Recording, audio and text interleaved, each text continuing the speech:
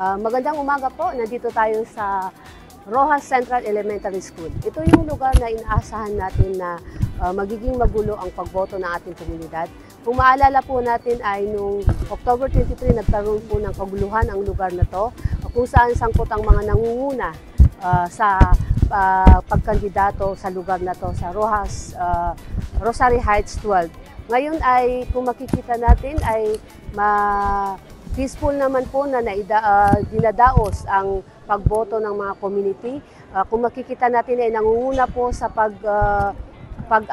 pag-assist, pag-initiate ng pag-conduct ng voting ay ang sa lugar na to dito sa Roxas ang ating mga kasundaluhan, ang ating marine, ang ating mga security sectors. Maraming salamat po.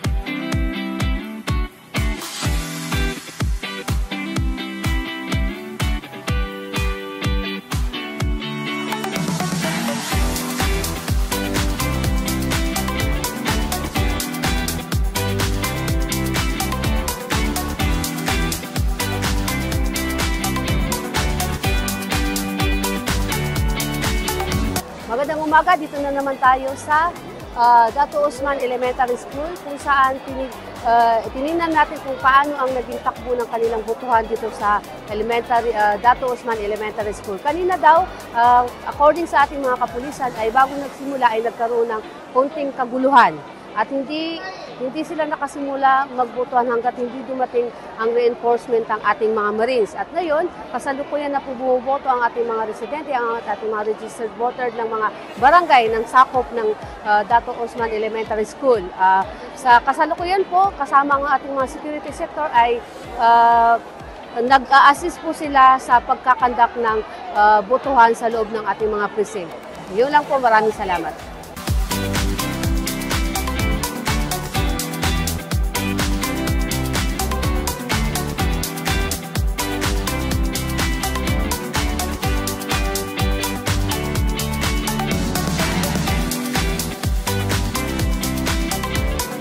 Assalamualaikum warahmatullahi ta'ala wabarakatuh. Ako po si Barangay Secretary Sani Ayunan.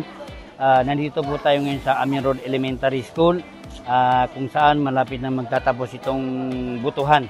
So nag-umpisa po kami kanina, mga siguro estimated time is 8:15 in the morning.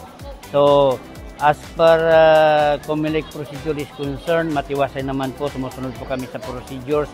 Matiwasay naman po, maayos, wala pong gulo, walang naging commotion dito sa Amin Road Elementary School with the assessment of our troops, Marines and Police Station 4. So, arrange naman po, wala naman pong naging commotion from the BEI, from the teachers, from the civilian. Naayos naman po, naayos namin lahat. Wala naman pong gulo dito sa Amin Road Elementary School. Kung mayroon po man, sakaling mayroong abnormalities sa election, uma-update po kami sa MILC, sa mga different agencies. Opo, so ito po ngayon, almost 3 o'clock na po. So ang plano po namin, pagka natapos na to, only one remaining room po, one remaining precinct, clustered precinct ang natira. So pag mag-close na po kami, ang plano namin po is palalabasin namin yung mga tao and then ilalak namin yung only the BEI sila ang magka-counting. So if they need an assessment from the watchers, so ready po kami. Okay, marami pong salamat. Again, dito po sa Barangay Kalanganan Mother, specifically sa Amin Road Elementary School, wala pong commotion na nangyari. Orderly po ang butuhan po namin dito. Maraming salamat po, Barangay Secretary Sani Ayunan.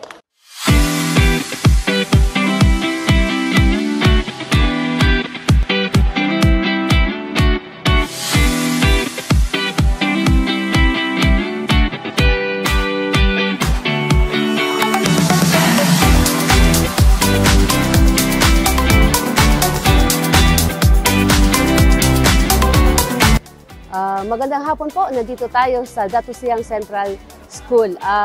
Dito po naka-assign ang mga botante ng Barangay Poblacion 7. According po doon sa nakausap natin, ang Marine at saka ang kapulisan natin ay matiwasay naman po yung pagkandak ng pagboto dito sa Dato Siang Central School. nagsanib puwersa ang ating pulis at ang ating mga Marines para mapanatiling mapayapa ang pagboto ng ating mga constituent dito sa Barangay Poblacion 7. Ang sabi nila ay nakasimula sila ng mga alas 9 ng umaga dahil nagkaroon ng konting crowd sa gate. So ang ginawa nilang strategy ay every 50 yung 50 voters ang pinapapasok nila at pagkatapos ng 50, saka naman nila pinapapasok ng iba at that way ay napanatili nilang mapayapa, peaceful ang botohan dito sa Dato Siang Central School. Isa rin magandang balita na inuna nilang paboto ang mga PWD, mga senior citizens at mga pregnant women kung sino yung mga may kailangan ng special attention. Proud po ang ating mga kapulisan, ang ating mga security sector na naidaos ang botohan mula alas 9 ng umaga hanggang ngayon. Malapit na mag-alas 4 ng hapon na walang nangyayaring kaguluhan. Although, na-extend po ang botohan ng hanggang alas 4, inaasahan natin na i-close nila ang botohan mamaya hanggang alas 4 lamang ng hapon. Thank you.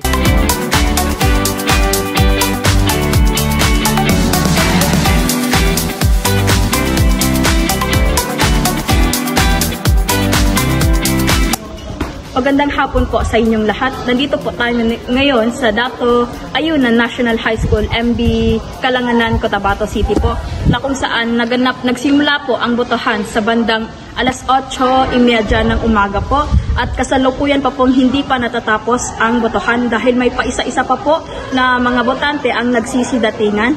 Ayon po sa mga nakausap natin, 3 classroom o presinto lang po ang kanilang nagamit dahil po sa ito ay hati-hati yung tao ng MB Kalanganan po. May 3 schools sila na occupy po. Salamat.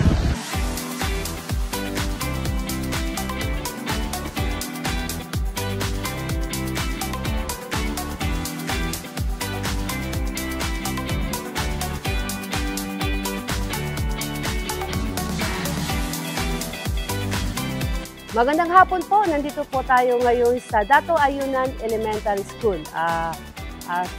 Kaninang umaga po ay nagsimula ang kanilang botohan bandang alas 8:30 ng umaga.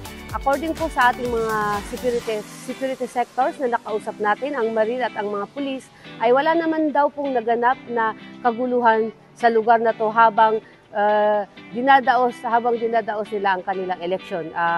Pag ngayong oras na pagbalik namin ay nasa alas 2 na ng hapon at tiningnan po natin ang bawat precinct na 1 out of 5 precinct kaya isa natapos na po yung isa at nagsimula na po sila mag-canvassing at yung 4 pa na precinct nila ay konti-konti na lang hinihintay nila mga registered voter and then proceed na rin po sila sa kanilang canvassing. Thank you po.